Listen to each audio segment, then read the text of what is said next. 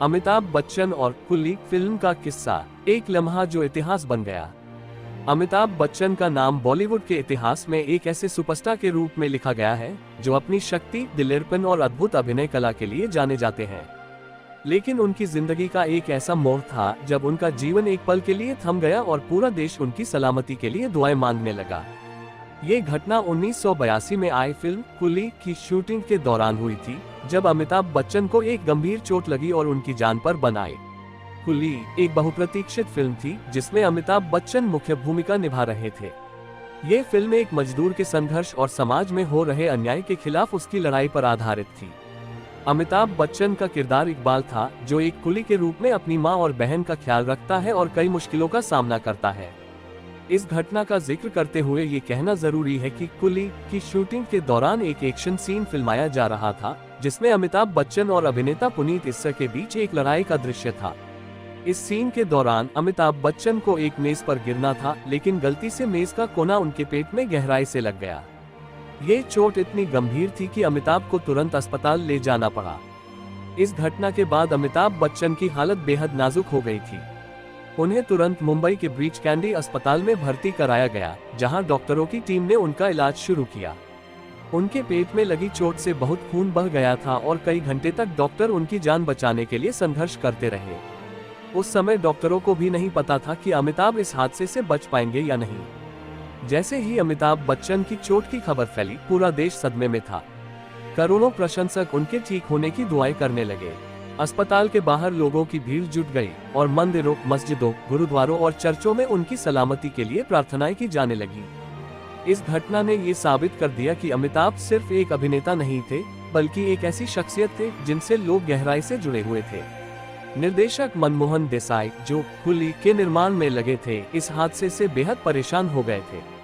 उनकी फिल्म अधूरी रह गई थी और उन्हें नहीं पता था कि अमिताभ बच्चन वापस शूटिंग पर कब लौट पाएंगे।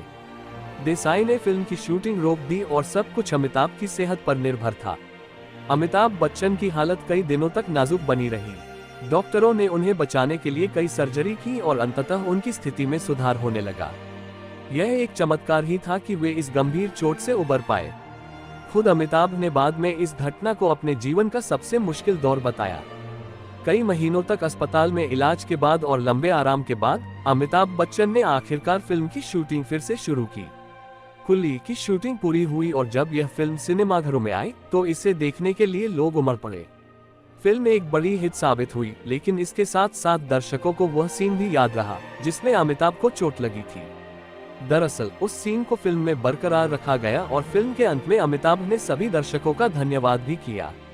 अमिताभ बच्चन ने इस घटना के बाद कई इंटरव्यू में कहा कि उस समय वे जीवन और मृत्यु के बीच थे। उन्होंने कहा, जब मैं अस्पताल में था तब मुझे एहसास हुआ कि जिंदगी कितनी कीमती है। मेरे लिए लोगों की दुआओं ने मुझे बचाया। ये घटना उनकी जिंदगी का एक महत्वपूर्ण मोड़ थी, जिसने न केवल उन्हें बल्कि उनके प्रशंसकों को भी हिलाकर रख दिया। इस हादसे के बावजूद कुली एक बड़ी हिट साबित हुई। फिल्म ने बॉक्स ऑफिस पर रिकॉर्ड तोड़े और अमिताभ बच्चन की लोकप्रियता को और बढ़ा दिया। दर्शकों ने न केवल फिल्म की कहानी को पसंद किया, बल्कि अमिताभ के संघर्ष और उनकी वापसी की कहानी ने भी उन्हें और अधिक प्यार और सम्मान दिलाया।